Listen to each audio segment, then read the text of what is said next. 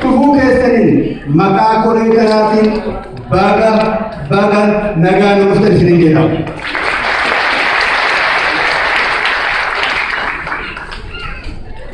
ilmaan ayyaa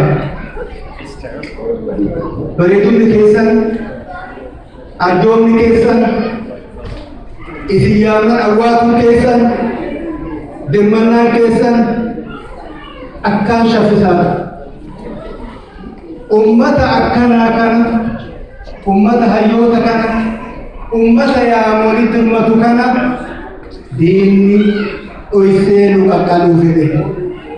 Hintaatu Oromoon irratti ar'allee borullee ilmaan Oromoo dhukatamanii naannawa tokkotti qalamuun hafte.